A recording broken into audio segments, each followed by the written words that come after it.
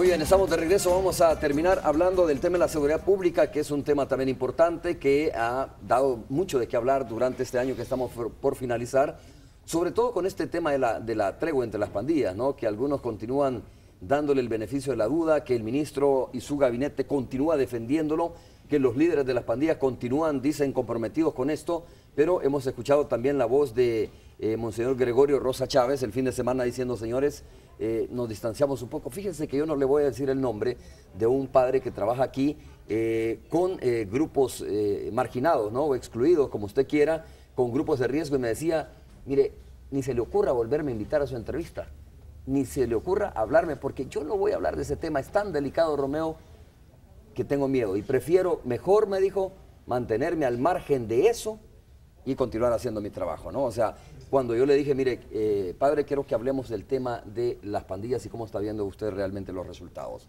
Así que me dijo, por favor, Romeo, mejor no me invite. Así de delicada es la situación, ¿no? Así lo plantean algunos, digo, pero dentro de todo esto, algunos dan el beneficio de la duda, Álvaro, dicen, bueno, mire, es mejor que lo que teníamos antes, no sé. Evidentemente, cuando supuestamente hay 2.300 muertos menos, uno se alegra que haya menos homicidios, por supuesto. El problema es a qué costo, ¿verdad?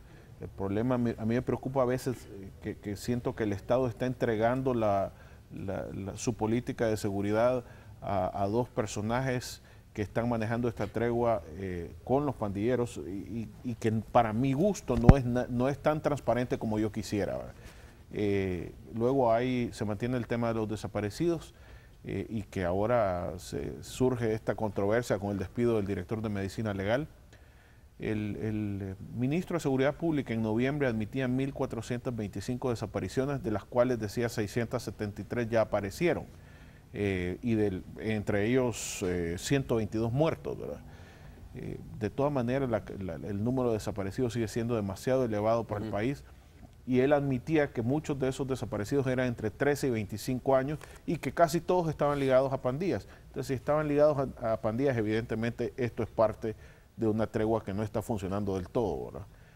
Yo sí tengo profundas dudas si esto es sostenible y sigo preguntándome algunos aspectos de transparencia al respecto. Okay. Mira, Romeo, es una trampa centrar el tema de la política pública de seguridad en las pandillas y en la tregua. El tema debemos de verlo en clave de integralidad. La visión debe ser holística y la columna vertebral de una política pública de seguridad es la prevención, en la medida que no se creen espacios para la recreación, espacios para laborales, para los jóvenes, no es muy viable estar hablando de resolver el problema de la seguridad. En clave de integralidad significa el tema de control y represión de la delincuencia, por supuesto, pero en el entendimiento que no solo son pandillas, hay crimen también de delincuencia común, hay crimen organizado, hay narcotráfico, es decir, la cosa es más complicada que la tregua entre pandillas y que un obispo se decida a ser el promotor de una política pública de seguridad.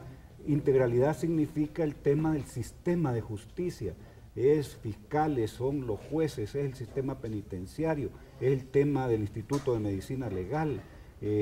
Hablar en clave de integralidad significa la reinserción de los privados de libertad, cuáles de ellos son posibles reintegrarlos, cuáles son las políticas y finalmente... Pero entiendo que todos esos ejes se están revisando o no se están revisando. Pero no es suficiente, no alcanza. Y la última en la que yo me quiero centrar porque está en un terreno sagrado para mí es la atención a las víctimas. En El Salvador, si quisiéramos definir el personaje del año, para mí el personaje del año serían las víctimas de la delincuencia y sus familiares. Son gente desamparada que sufre, destrozada, la situación de orfandad que les deja el no tener apoyo económico, legal, psicológico para atender una de las cosas más devastadoras en la vida de una persona, que es perder un familiar. Lo que vemos es la situación de desamparo. Así que en la medida que la política pública de seguridad no sea integral, no vamos a obtener resultados. Yo diría de que deberíamos dejar de un lado esa unidimensionalidad de querer entender la problemática de la seguridad a partir de doctor la tregua Arias, entre pandillas. Y esto no es como el conflicto armado, usted se recuerda, ¿no? Bueno, digo, se detuvo la guerra mediante la firma de los acuerdos de paz, es decir, se detuvo la matanza entre los dos sectores, el FMLN y la Fuerza Armada, todo eso, los desaparecidos, etcétera, ¿no? Pues entonces esto no es como el conflicto armado, que lo que hay que detener es los asesinatos y luego, pues obviamente ir viendo cómo se le va dando más solidez a esto y sostenibilidad, que es lo más importante. Mira, primero yo creo que hay que hacer una diferencia, que lo que fue el conflicto armado fue un problema socioeconómico, político, no, de acuerdo, por supuesto, revolucionario, de agotamiento de una dictadura militar. Ahora a mí lo que me preocupa es usar la palabra tregua en este tema. ¿Tregua para qué? Porque es tregua para desarmar las pandillas y para darle a la sociedad otra salida y que no tenga que ser la delincuencia, la salida lógica de la juventud o de los que no encuentran trabajo, mayores adultos. Cuidado, ¿qué tregua para qué?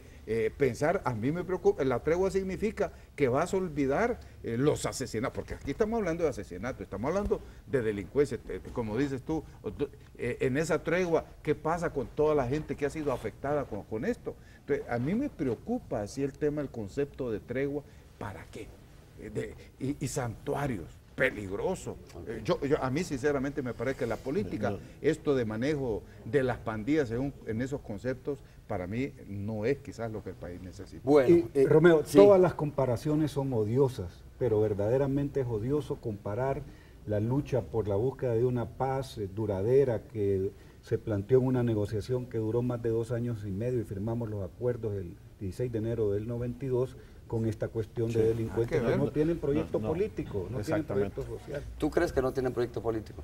Pues yo pienso que sí, el proyecto de ellos es hacer delincuencia para Yo vivir. dudaría si esta cuestión... Yo creo que algunos de los pandilleros están creyendo que pueden montar un proyecto político. Álvaro, Otra muchas cosa gracias. Es que la sociedad se lo permita. Pero es incomparable. No, por supuesto, yo hacía la comparación en términos, yo hacía la comparación en términos que al final son vidas humanas las que se están perdiendo, no tanto en el conflicto armado como esa cuestión de la pugna entre las pandillas. Ahora, obviamente, las causas, las razones por las cuales se están dando o se dan las dos situaciones son tridimensionales, ¿no? O sea, ni se puede comparar, por supuesto. Álvaro, muchas gracias por haber estado. Un gusto estar aquí. Roberto. Igualmente un gusto, qué bueno. Doctor Arias. Gracias, Romeo. Nos vemos el próximo lunes. Días a todos. Vamos a hacer una pausa, regresamos.